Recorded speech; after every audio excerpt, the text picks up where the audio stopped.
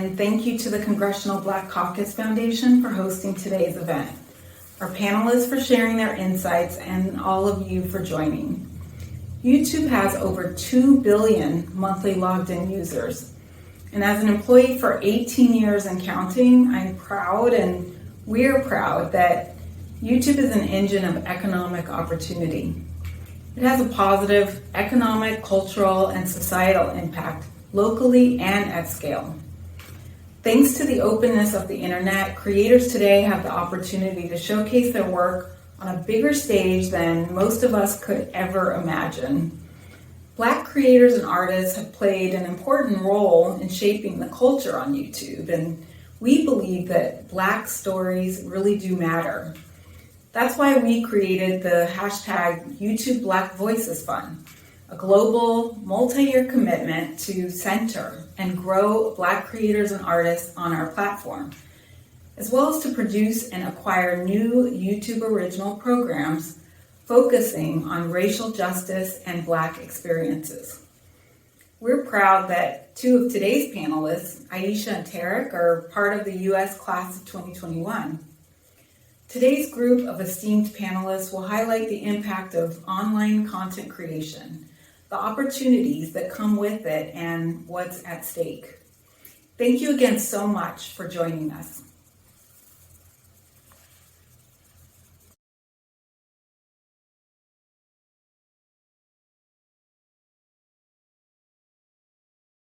Welcome, everybody, for the second time today. I am Dr. Patrice Johnson, Vice President for the Center for Policy Analysis and Research, as well as the Leadership Institute for the Congressional Black Caucus Foundation. And I'm very excited to welcome you to our Policy for the People virtual Brain Trust series. Today, we're discussing creators of color in the online economy in partnership with Google. The reason we launched the Policy for the People virtual Brain Trust series is simple: to provide critical policy updates on the most pressing issues facing the Black community. And one of those pressing issues is Black Americans' online experience in the wake of the COVID-19 pandemic. The pandemic upended life for all of us, and most aspects of our lives are now lived online for work, school, and even shopping, which I probably do too much. We have totally transformed the way that we live. So today, I think we want to dive into how this online economy and an online community shapes the way creators of color have taken advantage of this pivotal change that we're seeing. So before we start, I'm excited to welcome Congressman Hank Johnson from the great state of Georgia. The Congressman served on the Transportation and Infrastructure Committee. He's also a senior member of the House Judiciary Committee and chairs the court's Intellectual Property and the Internet Subcommittee. He is also a member of the Congressional Internet Caucus and the Internet of Things Caucus. During his congressional career, the congressman has pushed to empower low-income and minority communities through digital rights, broadband access, and equality of opportunity online. His insights today will truly enlighten us around this topic. So, ladies and gentlemen, please help me welcome Congressman Hank Johnson. Thank you so much for that kind introduction, and you all hold your applause, please. I'm pleased to participate in today's Policy for the People virtual Brain Trust series, focusing on creators of color in the online economy. This is such a critical topic for us to cover. Technology and content creation continues to hold promise to transform our society by developing solutions that can improve our lives now and into the future. As the CBC Diversity Task Force noted, diversity benefits us all as Americans. And since we are living our lives during a period of fast-paced change brought on by technology innovation, made possible by the advent of the World Wide Web, more and more of our lives incorporate being online to an unprecedented degree, a degree that some doubted was possible, but it is our reality. And in a society that is still steeped in systemic racism, the ability of Black folks to have an equal opportunity to contribute to and build wealth in this new economy is a great challenge, and a commitment to diversity and technology is necessary and in fact critical. And I want to take a second to thank all of the sponsors and participants in this activity for the CBC. Thank you so much for your conscientiousness and your willingness to reach out and reach beyond borders.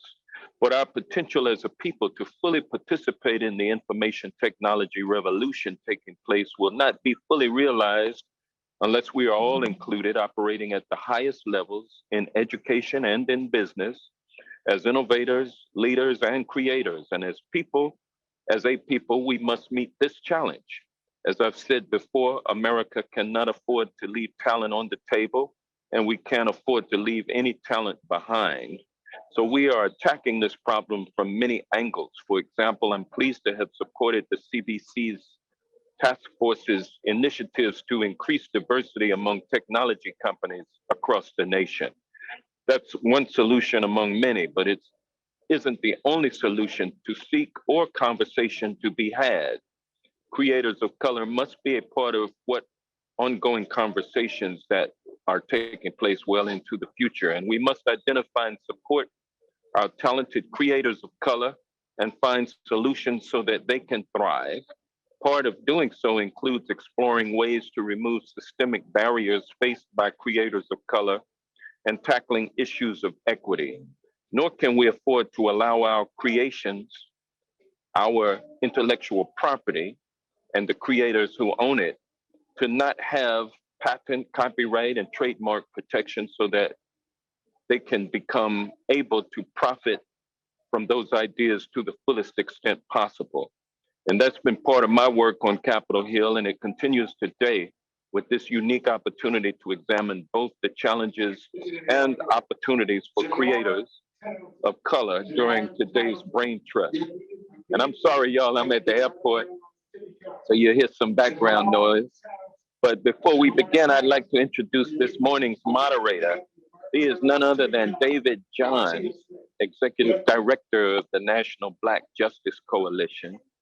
David is well known for his passion, public policy, and his public policy acumen, and he is a fierce equity advocate. No stranger to the foundation, David was I hope you all can still see me and hear me, but no stranger to the foundation. David was a CBCF fellow for former Congressman Charlie Rangel, and he continues to strive today. In 2017, David joined NBJC, a civil rights organization dedicated to the empowerment of Black, lesbian, gay, bisexual, transgender, and queer people, including people living with HIV/AIDS, to help drive its mission to end racism, homophobia, and LGBTQ bias and stigma. Before his current role, David was appointed as the first executive director of the White House Initiative on Educational Excellence for African Americans by former President Barack Obama. And prior to his White House appointment, David worked on the Senate Committee on Health, Education, Labor, and Pensions, first under the leadership of the late Senator Ted Kennedy, and then under former Senator Tom Harkin. As if he doesn't have anything to do at this point and not content to coast on his many achievements, David is now pursuing his PhD in sociology and education policy at Columbia University. And we're fortunate to have David as our moderator today. So please welcome David. Rep. Johnson, I thank you for that and for your leadership as a member of the CBC and a member of Congress. We wish you traveling grace and hope you get safely where you were heading. Good people, it is good to see each of you, the panelists, and I want to say thank you to those who are joining us virtually. I look forward to where we can do this stuff again safely in person. I want to begin by saying thank you, adding to the chorus of acknowledgement to Leader VC, to Dr. Johnson and the staff at the Congressional Black Caucus Foundation. I also want to say thank you to Chanel Hardy and the team at Google, also to my team at the National Black Justice Coalition, and to all of the Black creators who are always out there doing great work. I want to acknowledge that when I say Black, I mean it with a capital B, and that we're going to have an explicit and intentional conversation about the needs of our community. I have two goals for today. I don't intend to bury the lead. One is to introduce, hopefully, to some and to provide an opportunity for folks to re-engage with others, some dope content creators, thinkers, and leaders within our community. And the second is to underscore the importance of our community doing much more to protect Black creators. Those are my purposes, those are the goals, those are my intentions for this conversation. I want to encourage people to use the Q&A chat function. We'll have some time to integrate questions from the audience, especially those that have been upvoted, and also encourage people to join the dialogue across platforms using the hashtags policy for the people and protect Black creatives. So I want to begin this conversation by inviting each of you to talk about how you come to this work. And the question I have, and then I'll start with you, Kim, my good friend Kim, is how are each of you using technology to create, educate, and empower? And to do so for global audiences, to do so in the middle of a number of pandemics, including the one caused by COVID-19, and to do so in this particular moment in the movement for Black lives. I want to acknowledge as context that we're not new to this. We've always been true to this, right? Black folks have always shown up as innovators, inventors, creatives, leaders of culture. And so I want to acknowledge and celebrate that each of you have rightfully claimed your space in this legacy. But when you think about introducing yourselves, your platforms, your creative work to others, how do you show up in the work and in the world? Kim, why don't we start with you? And I want to just give a special shout out to all the members of the Google Next Gen Network. Thanks so much, David. And thank you for that opening. And I love this question. So everyone, my name is Kim Tignor. I am the Executive Director for the Institute for Intellectual Property and Social Justice. Essentially, we look at the disparate impact that intellectual properties have had on communities of color and marginalized communities. And we are committed, we are driven, we are determined to ensure that our BIPOC creators are able to share, protect, and monetize their work. One thing, just to kind of I'm going to go right into David's question about how it is that we're engaging and educating and reaching folks, especially in this moment. And when I say this moment, I'm thinking about a COVID environment. I'm talking about a politically and racially charged moment. This past year has been historic in so many ways. And so one of the things that I wanted to do and our collective of amazing creators is that we wanted to really memorialize how it was that our BIPOC creators were making it through, surviving, thriving in this pandemic, right? And so what we did is that we launched the TCC series, and I want to give a shout out to our producer, Hollis Von Ware, who's this tremendously creative and talented musician, writer, and producer who helped us basically bring out the stories and the challenges that our creators are going through right now in this moment. And it has been a beautiful thing to watch. It has inspired a number of policy papers and lifted up the issues in the unique ways that this moment has impacted us, from difficulties in accessing resources to being able to reach new audiences because we're consuming at such a high level of content, to seeing, legislation passed to empower creators to protect their intellectual property. So many things have been happening, and it's just been such a privilege and an honor to celebrate and memorialize this past year and what it's meant to our creators. I appreciate that. I want to name that I heard a number of things, but at least three. One is both challenges and opportunities around reaching new audiences, accessing resources, and protecting IP. We're going to come back to each of those things. But I want to invite in my brother Tariq to tap in. Fun fact, Tariq and I met almost 5 years ago. In 2 months, it'll be to the date. Because he was one of the leaders who was participating in the first ever White House Summit for African American LGBTQ youth. And I don't get enough opportunity to say to you, my brother, how very proud I am of the ways in which you live your life and offer up so much for public consumption in ways that make space for so many of our babies, so many members of our community to be free. So I hope you hear my heart when I say thank you for that, which you do. Tell folks who don't know, who will be following you by the time this is over, how you come to this work and what it is that you're doing. Thank you so much, David. Oh my gosh. So many people don't know that.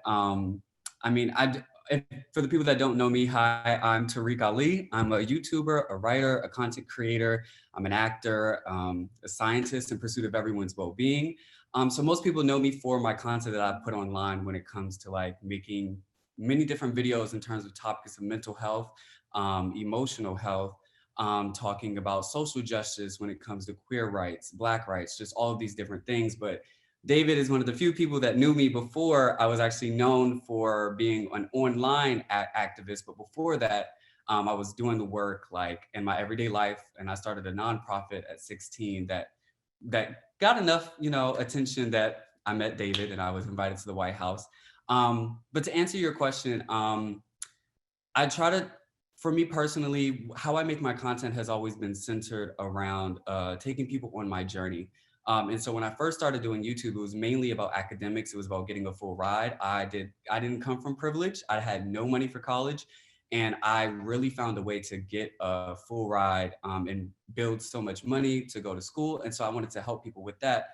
But it started in academics, and it went to beauty, and then it goes to racial justice. And now we're talking about body dysmorphia and health and investing in yourself more than you do material things on my channel. But the way that I show up for my people is really just taking them on a journey, but also being very vulnerable and transparent about what I'm going through. And not being afraid of sharing things that are some people would find shameful. I think these are the things that make me more confident, is because I'm able to control my own story when I go online and share it. And I think I give my viewers the opportunity to feel the same when they come and watch, because it's like, wow, I went through that too, and I've never told anybody that. So that's how I like to show up for my people and do the work I do online. I love that. I love you. I'm able to control my story. It's going to stay with me. Aisha, I want to say thank you to you as a Black male feminist for how intentional and how consistent you've been in the last decade in disrupting spaces where people make assumptions about the many ways in which we show up. For folks who have not yet followed you, but will follow you by the time this conversation is over, how do you come to this work? Thank you so much, David. It's great to be on this panel with everyone.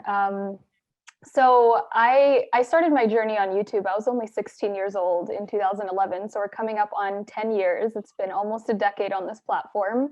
And when I started, it was just very organic. I loved watching beauty creators, but the one thing I noticed was there were a few Black creators, but there was no Black Muslim creators. I personally grew up watching, shows, movies, looking at magazines. Traditional media never had a positive representation of Muslim women, let alone Black Muslim women.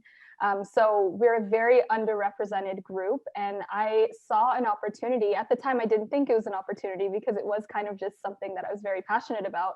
But as I grew on YouTube and kind of grew an audience of a global group of women who just wanted to see themselves represented online, I realized there was this niche that wasn't being filled. Black Muslim women are such an underrepresented group. I feel like when people think of Muslim women in media, they have one particular idea. So me as a Black Muslim woman in beauty, enjoying makeup, fashion, sharing my authentic self, I think was just a very unique opportunity that I went for. And I didn't go full time until about 4 years ago. So I've been doing this for a very long time, but over the last 4 years, I feel like I've just kind of grown my business and been able to grow my audience, reach a new audience of US people as well. I am Ethiopian Canadian, so I did move here about 2 years ago. And it's been really amazing just being able to share my culture, my Ethiopian culture, but also my faith, my Islamic faith online in a true, authentic way. And I think Tariq brought up a really important point of vulnerability. And vulnerability is so important, I feel like, for YouTube creators. And it was something that I never tapped into before because I was always afraid of how that would, I guess, appear as a Black Muslim woman. But, you know, as of late, over the last couple of years, mental health, hardships, like heartbreak, that has been like a huge part of my channel and my growth. And I've been able to just connect with my audience on a much better scale in that sense. So that's kind of what I'm doing on the online world, just your average Black Muslim girl in beauty. Nothing average about you, sis. Black women always show up and show out. And acknowledging that this week in particular has been a shit week, but generally we have to deal with the weight of trauma that no one should have to and that other folks can't imagine. I want to say thank you to each of you for the work you do, and in particular for naming the importance of dealing with our mental health and for creating community for folks to be seen and have access to resources. I want to acknowledge, Kim mentioned Alice Wong-Ware, so I want to shout out her new single, Sick Sad World, is available now. And to the topic of the lack of diversity in terms of representation of Black Muslim women, also want to shout out, there's a really dope podcast with Demetria Lucas and Imani Bashir, Ratchet and Respectable, where they offer a little bit more color to that. My second question to each of the panelists, and again, want to encourage folks to use the Q&A function to double dutch into this conversation with us, is what are the unique opportunities and challenges associated with being young, gifted, Black, and other important identities now, right? Kim named in particular challenges around IP. And so I want to talk a little bit about how it is that you offer up your creative expression while securing bags and protecting your content as well. But I want to start with you, Aisha. What are the unique challenges and opportunities that you see being in this space and being Black? I think one of the most unique challenges has just been visibility. I feel like over the years, especially in the beginnings of YouTube, visibility was nearly impossible for Black creators. Just, you know, scrolling through the explore page, or not explore page, but trending page, it kind of mimicked almost what society and traditional media had. So it was only white creators. It was, you know, if there were any Black creators on there, it would be kind of odd content, like something that would attract bigots, racists, just nasty comments. So I feel like visibility has always been a really difficult part for Black creators. I think in the past, I want to say maybe even 3 years, it has improved slightly, but it still kind of is an issue that a lot of Black creators are dealing with. And there's always topics of conversation on how to improve that, but it's really tough to even begin to realize how to improve that, because YouTube is kind of like a little miniature version of how the world is. So obviously, white people usually get the opportunities in media, in other forms of entertainment and stuff as well. And that kind of drafts onto YouTube as well, which is unfortunate for us. I think with the hashtag YouTube Black Creator Fund and how YouTube has been investing more in its Black creators, it's been helping. But I think also there were no solid resources for Black creators growing up on the platform. So that's always a topic that should be discussed. That's always a challenge that we're always going through. And I think lastly, in terms of just growing our business, like getting noticed by brands. I think this past year with the Black Lives Matter movement that happened in the summer, although you know, it was really traumatizing for a lot of Black creators, it's really interesting to see now a lot of brands jumping on the quote unquote bandwagon of working with Black creators a lot more. And you see a lot less tokenism, which is great, but it's like, is it genuine? So I feel like that's always a challenge for Black creators, especially for myself, in terms of working with brands and just the whole visibility ecoscope as well. Yeah, Kim, I'm going to come to you and make some connections between what Aisha shared and IP in particular. I know that that was something that came up in the report that the Institute for Intellectual Property and Social Justice produced after talking to Black creatives. But before we do that, Tariq, brother, what are some of the unique challenges and opportunities that exist for you and from your perspective as a Black creator? The first that comes to mind is the same as Aisha's. Like, visibility is something that, and just to give a little nuance and explanation for the visibility, because I think me and Aisha understand it because we work in the same industry. We understand social media, we understand how this works. And I also saw someone say in the comments that at the end of the day, who drives the finance is who rules the media, which is very true. And that's because when you put on the explore page, meaning that when people go to YouTube for the very first time and they're showing you the greatest content on their platform, they're showing you what you should watch, they're showing you what's popular, it's always white people. It's always the same white person, and you can get the same content from a Black girl or a Black person, but that is not pushed. That's not put in front of the consumers on that platform. So I would say in the very beginning, because I started doing YouTube like 2015, and that was after Aisha, and I didn't really see much visibility of like people looking like me on the platform or people even being queer and Black on the platform. And if they did, the content that was pushed by it was the usual typical content that they want from us. They usually know what they want from us when they come to us. They don't want us for everything. And I would say recently it has gotten better in terms of visibility, but it seems that recently all of these companies want to make something specifically for Black creators. Like, oh, we're doing this and we're going to have a Black section. It's like they're adding Black sections to everything to show you that they are here for the fight. They are here for the cause. And it's like, it's not even that we were asking to have a Black section. We were asking for the same resources. So that part where it's a white part, if it's not a Black part, I'm guessing this is the white part. It's pretty much saying that we want to have the resources of all of that. So I would say the challenges, it's always visibility. I think that will be here for a good time, and it's getting better, but with everything, it gets better, and you have faith and hope. And the other thing I would say is just living in what I want to create. Like I said, when you look a certain way, when you are a part of a certain demographic, they expect a certain thing from you. When people look at me, I have blonde hair, I'm Black, I'm queer, sometimes like I'm a nails on girl. But they don't expect me to have a biology degree. They don't expect me to have done research for years. They haven't expected me to have a nonprofit or to speak about social justice. They don't want that from me. They know who they want that from. And I think it's been very hard. Well, I'm gonna do me regardless. And I've been doing fairly well, I guess, since I'm here. But I'm saying this to say that I didn't really make sense to the internet and for people. And so they kind of try to put me in a hole. And so I had to work a little harder to get where I am now. Yep, I received all of that, and you were blazing trails. I will affirm that. I want to offer some context for folks who don't understand exactly what it is that we're talking about.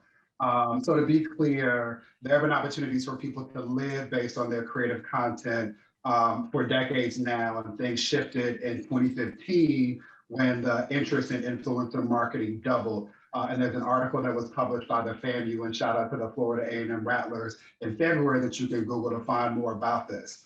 But in the last 3 years, YouTube alone has paid more than 30 billion US dollars to creators, artists, and media companies. YouTube's creative ecosystem contributed approximately 16 billion to the US GDP in 2019, before the pandemic. Remember, stuff shifted, increased during the panorama, supporting the equivalent of almost 400,000 full-time jobs. And so we're really talking about people's ability to secure bag and to live off of the content that they produce. And so one of the questions that came up in the chat and that was referenced by both Aisha and Tariq, Kim, as I come to you, is how it is that we secure the content that we produce. The legal term would be intellectual property.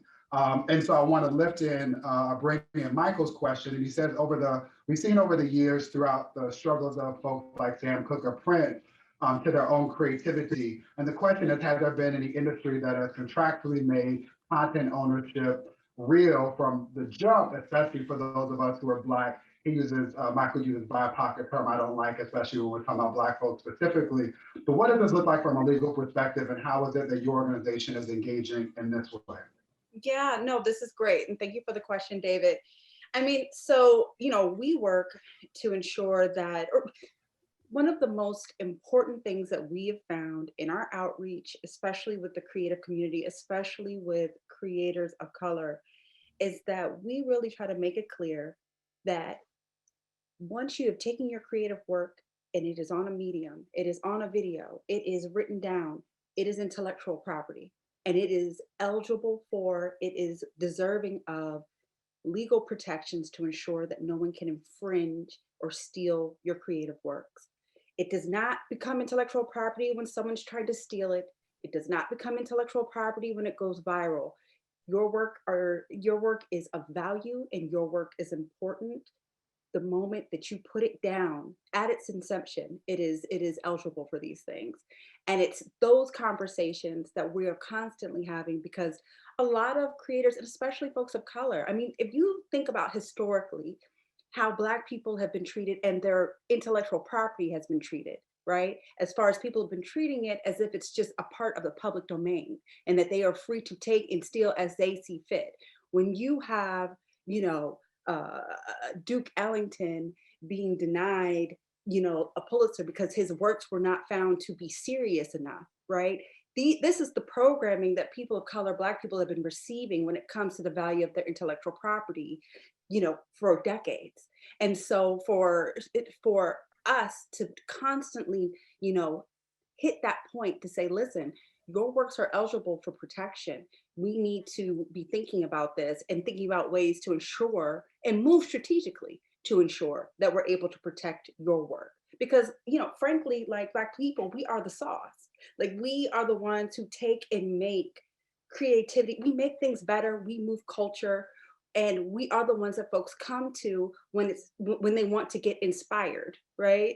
But really what it is that they come and they look to us for that content that we then see imitated and taken other places. So one of the things that we are constantly working on is ensuring that creatives understand that from the jump and help them move in a strategic way to protect their creative works. I do want to talk about, and I feel like, so, Aisha, Terry, your point on visibility really resonated with me in a couple of ways. And I guess I kind of want to talk to, like, I hear you on point one, and I know that, and I'm grateful for the fact that you guys have been able to break through and be visible because of the really important space that you all have cultivated and built on YouTube. But I guess for me, I also think about point two and point three, which is something that we've been seeing a lot with our creators as we start doing more and more outreach, which is, when their content is taken down because of a supposed either an infraction where they're being charged with infringing on other people's intellectual property, or it's being flagged because someone else has found it offensive, right? Or being as these platforms are starting to try to moderate content.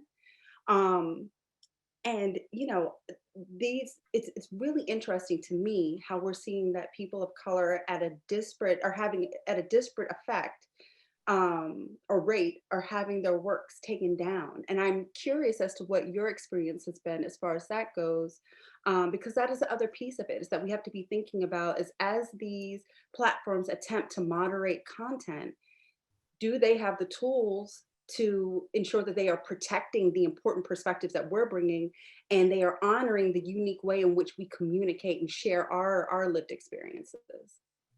Yeah, before you do that, I see your nails too, sis, while you up here trying to steal my job. I'm going to ask you both the question about Section 230, but Christine, my friend Christine, tapped in, and Kim is asking, do you think audio apps such as Clubhouse are now the shift to move in that direction? What effect will that have on IP and these conversations? Can you offer a short response to that? And then I'll come back to Section 230. Sorry, I was trying to mute. So let me make sure I understood the question. It's basically talking about an app like Clubhouse, right? Yeah. And how it's going to impact intellectual property what are the intellectual property implications? Because we literally Correct. had an influx of brilliant Black creators creating amazing content and then leading to a valuation of $1 billion for a platform, right? And the question is, it's murky. We know that there are recordings of this content, who has access to it, who does not. These are all questions that, they are trying to navigate. I saw now recently that they're thinking about paths to monetization for the creators that are on it. But it's a murky place, right? And it's hard to decide or know where it's going to go because we don't have the recordings, right? They have the recordings. And so that's who has the medium. And so it is, again, just another interesting way in which intellectual property is interplaying with these platforms. Appreciate that. Christine, let's you meet Kim and Hollis have this conversation on Clubhouse. So Kim mentioned, without naming it, Section 230 of the U.S. Communications Decency Act of '96, which essentially states that no provider, so internet platform providers like YouTube, Instagram, Facebook, that they cannot be held liable or otherwise treated as a publisher or speaker of information that they provide access to on their platforms. So it allows them to essentially rest and let people do what they do on their platform without being held liable. Now, there have been challenges to this, and even the conversation of changing Section 230 has greatly impacted the work of NBJC.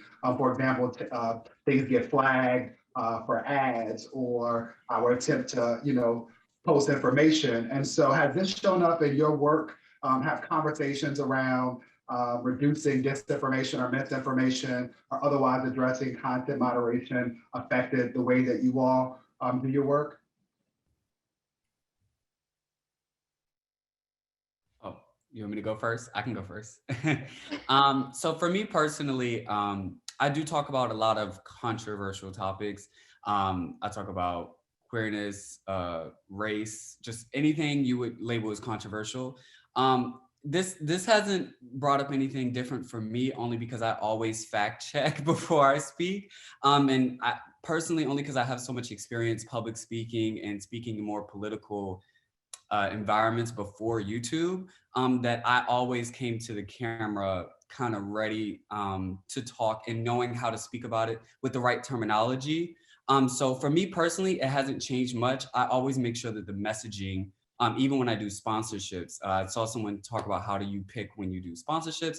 Even with the messaging, I never lie in my content, ever lie, nor do I ever say something as a fact. On my channel, I always say I come here to give my experience and opinion, not to be right.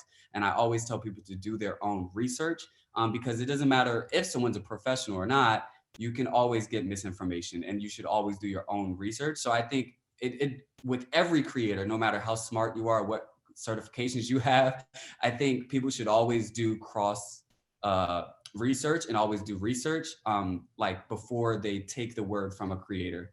So for me, it hasn't changed much. I always made sure that my messaging was very intentional. What about you, Astra? Yeah, I'll have to agree with Tariq. I'd say based on the content that I do, like not much of it can be flagged for things like that. However, there are times where I want to speak more about, if something's going on in the Muslim community. And that can often just attract people to my channel, but it won't necessarily affect the content that I'm putting out there. And I think it just also comes down to education and experience.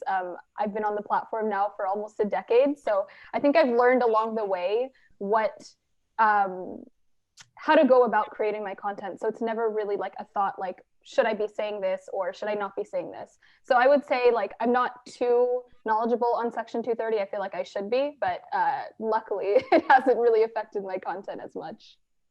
It comes with the job. It comes with the job. Media training comes with the job. You learn with time. Exactly. Yeah, no worries. And Kim and I will circle back and we will take you up on the invitation to say more about 230. Let's go back to your everybody's points about resources. And Tariq, the question you noticed about being noticed by brands.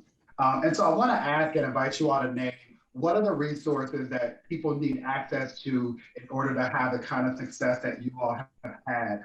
I want to be clear that mentioned in the video, YouTube has committed $100 million to the YouTube Black Voices Fund, which will be used to acquire and produce YouTube original programming focused on Black experiences. So this is another Black channel. To Tariq's point, someone in the chat mentioned YouTube Creator Studio. And so would love for you all to name the resources that have been important. I'm gonna stack this question and I'll repeat it if necessary. There was also a question about how much time you all spend generating content. And so it feels like to me, there might be some folks who are thinking about how to begin their journey. So any reflections you all have about or things you want to share about that. And then the last one is where you work, Tariq, which is around brand. So acknowledging that companies are now tripping over themselves to be associated with Black folks and things that are Black, including companies that are making mistakes like the Las Vegas Raiders, they should have never left LA. How do you all make decisions around partnerships? What kind of deals you will accept or not accept? So 3 questions. I'll start with you, Tariq. What resources are important for people to use? How do you allocate time to generate content? And how do you make decisions around partnerships? So I know that Aisha will agree with this, but when I got into this, I did not know that it was $1 million. At the time, yeah, it was a multi-million-dollar company, like industry, when it came to like social media and things. Now it's billions of dollars. So when I first started doing YouTube and making content online, it was out of me being young and bored and creative. You know, I was in SGA, I was on the Maryland Council, had a nonprofit. So on the weekends, that was me trying to get my creative juices out. I was just having fun online. And then after some time, people are like, why are your ads not on? Like, you could be making money. And I'm like, huh? So, you know, I started putting my ads on. And then I started getting opportunities when it came to like sponsorships. People are like, oh, we want to pay you $50 to do this. And I'm like, hey, I'm doing this for free and for fun anyway. I might as well go ahead and do it for $50. So then once you just started doing it more and you get a larger platform, and I think this is another conversation about intellectual property, right? It's because people are making content but don't realize that maybe 4 years from now or even 2 months from now, you'll be this big thing. And now if you don't own your property, people are making millions of dollars off of your content. But back then I didn't know any of this, but I'm saying all this to say, in that process, there was no one there to give me, there's no like class or major for social media. And when I did try to talk to other people that did things similar to me, I remember asking someone who I looked up to that had like double my following, and I saw they were making good money. They lived in LA, I was in Atlanta. And I was like, you know, how do you know how much to get paid? Like, what do you ask for? And she was just like, do your own research. Like, there was no help. So I would say this business is entertainment, but people can be really stingy. And so I really had to teach myself the ropes. I had to watch a lot of different videos with people that would be vulnerable on YouTube and then write notes and say, okay, well, this person has this much following, they're charging this. So I'm thinking I can charge this. So sometimes it was just me just trying the waters, like, okay, how about this? And they're like, yeah. I'm like, they said yes to that. So then it was kind of just like a trial and error over a period of time. So that's when it comes to resources. I think just networking, talking to people, panels like this. So listening to me, writing it down. And then the next thing, how much time? Social media, it seems easy, but it is hard. I promise you, it's demanding because there's so much, people know that it's $1 billion industry now. They are trying to get in on that. They want to make a YouTube channel and get all this money now too. So it's so saturated that everything you do, somebody else is doing it. So you have to make sure that you're consistent. People want to build a connection and a bond with you. And if you're only posting once every 4 months, they're like going to go to somebody that's going to post every other day because they have more to consume. Now I could talk all day, but I'm going to let the next person go. But yeah, so that's my answer for both. No, those were all amazing answers. I guess I'll go as well. I have a bit of a unique experience. My background is in business administration. I went to university for that, and I also did an internship with a YouTube multi-channel network called Kin Community back in 2016. And I think that was the first time where I really realized how much money was in YouTube. But what was interesting was a lot of the creators on that platform were white creators. So I was seeing all the budgets they were working with, the brands that they were working with. And I'm like, okay, if they're doing something, sure as hell, like I should be able to do that as well. I had a following of about 50,000 subscribers at that point as well while in that internship. So that's kind of when I decided, you know, once I graduated, I think I should go full time into this.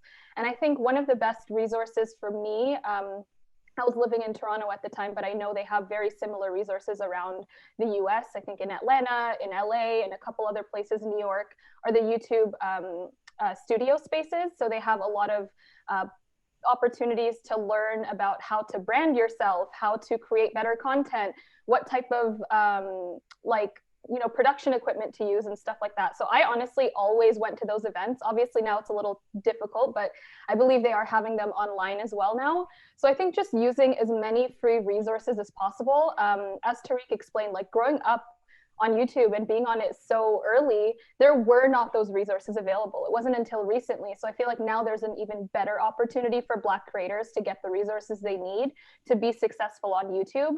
And he also brought up an amazing point about networking. And although unfortunately some people are a bit stingy with the resources that they have learned from or rates, etc., I feel like I've always been a person who would want to share that because I would want other people to succeed in the same way that I have currently. And a lot of the success that I have right now is because of a lot of the friends that I've made in the industry that have helped me kind of learn how to negotiate contracts and learn how to pitch myself to companies. So I think, it can be a little bit daunting of a task to want to put yourself out there and like cold email a bunch of brands to get your name out there. But I think that's kind of the work that you have to put in and also the consistency as well. I feel like a lot of people will start it, realize they're not, getting a lot of traction. Had I not continued for the last 10 years, I wouldn't be where I am today. I was getting maybe 100 views on each video and majority of them were probably me refreshing the page. So it's like, you just have to continue with it and be consistent and just like know that what you bring to the table is unique.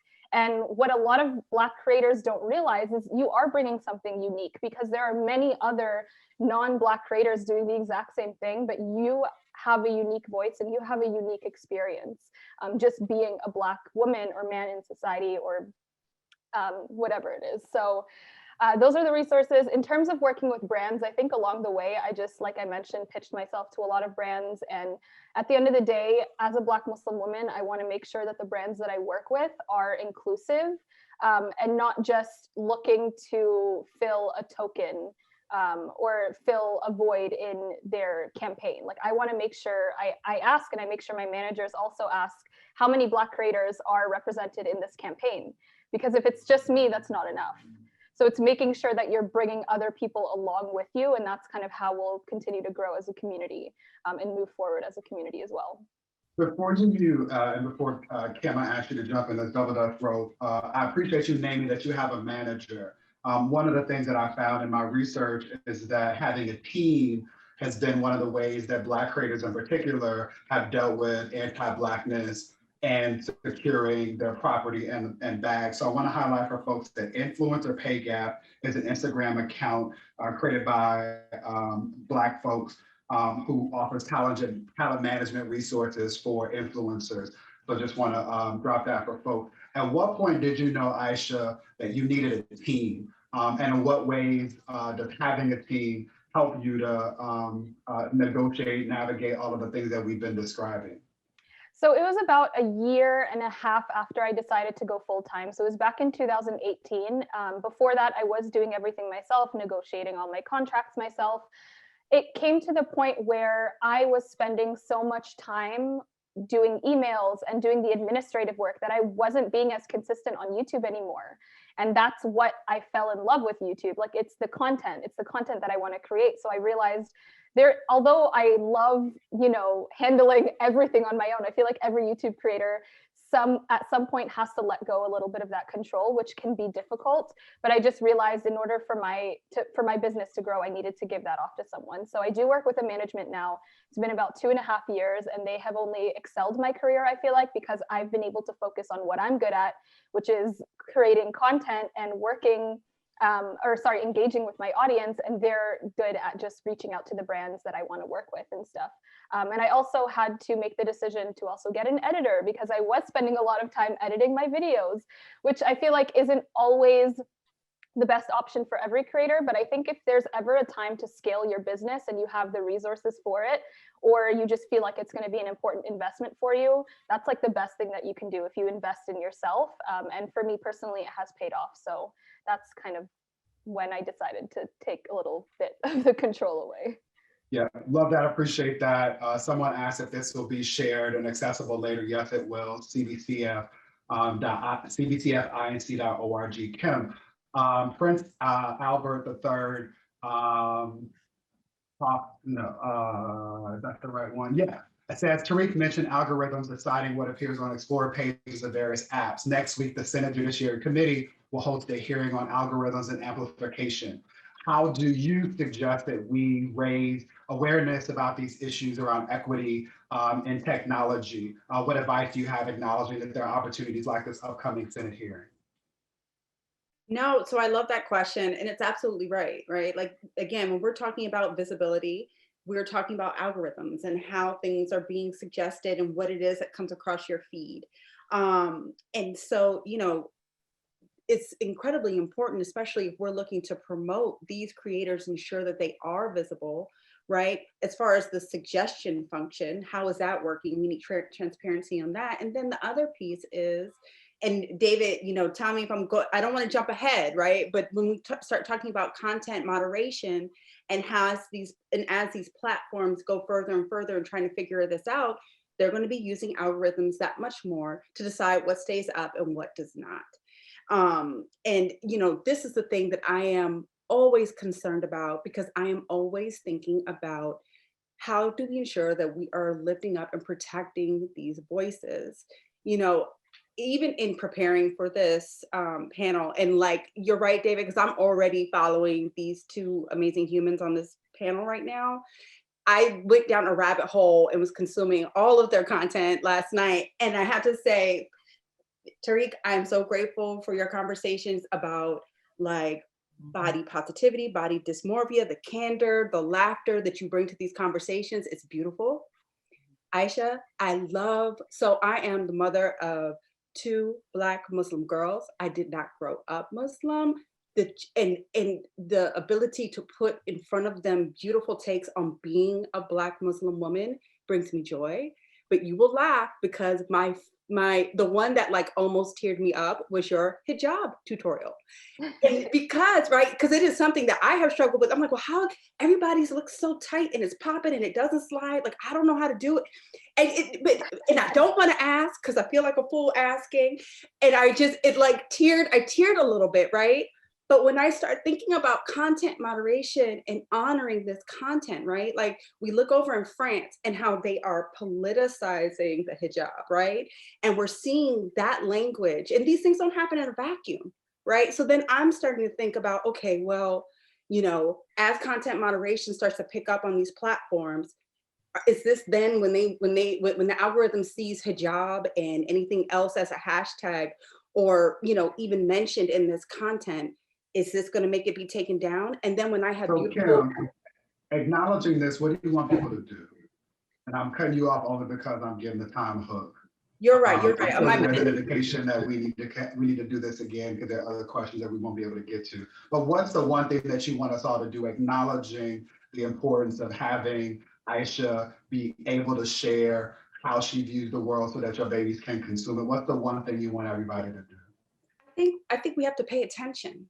I think that we can't kind of fall asleep with the idea that, because we've had these platforms and this ability to share like this, we can't take it for granted, because I think we are approaching a tipping point where, as these platforms try to figure out what gets to stay up and what does not, how are they actively ensuring that Tariq and Aisha that we are promoting their content and not censoring or silencing it?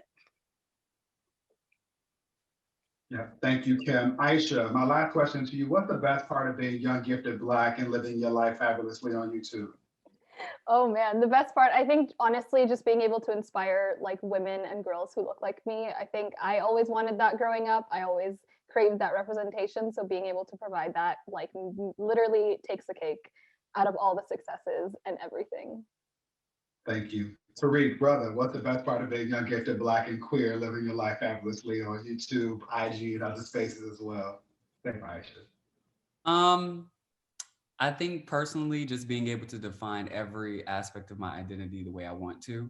Everywhere you go, people will define you by the way you look, by the way you walk, by what you wear, what you identify as. And those definitions have nothing to do with the way I walk this earth. I get to decide how I want to step and where I want to go. And that's my favorite part.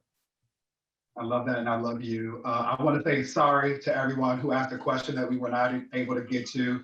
There was a transcript. We will review them, share them with the panelists, such that they might be able to respond to them in their creative expression. Someone asked about the sweatshirt I'm wearing in the box that you see behind me and Kim. It is from the She Will Rise campaign. This is another product of brilliant Black women who are leading in ways that we as brothers should, to acknowledge that it is beyond time that there's a Black woman appointed to the Supreme Court of the United States, so that we can do things like end qualified immunity and no knock warrants and things that we are still fighting for, that we should be beyond. I just again want to say thank you for the opportunity to steer the ship. I'm sorry, Dr. Johnson. Clearly the conversation was so good. We had to go over a little bit. I just again want to say, if we have not answered your questions, especially around Section 230, please follow us, visit ndjc.org. Would love to continue this important conversation with each of you. Thank you. This has been phenomenal. Obviously, we don't even want to wrap up the conversation, but thank you all so much for this rich, insightful discussion. I have learned a lot. I'm excited. I want to thank the participants for joining us today, and kudos to everyone who has participated. Again, thank you to the audience for joining and engaging with us this morning.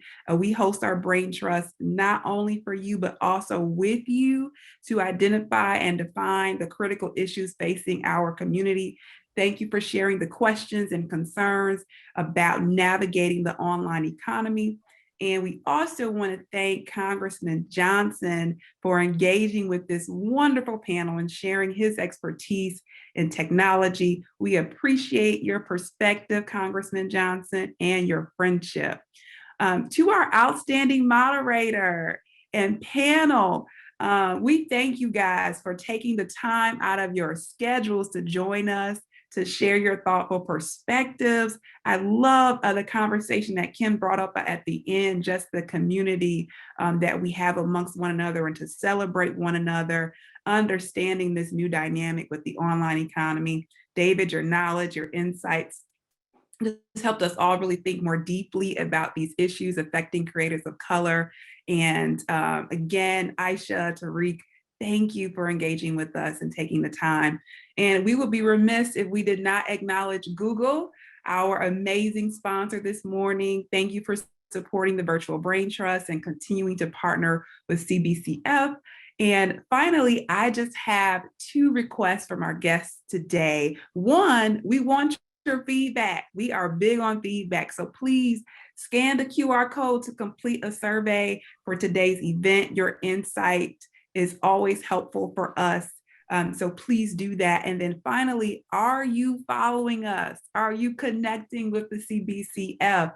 If not, listen, it's not too late. We're on Twitter, we're on Facebook, we're on LinkedIn. Stay connected to us, and we want to be connected with you. So thank you for joining us, and have a wonderful day.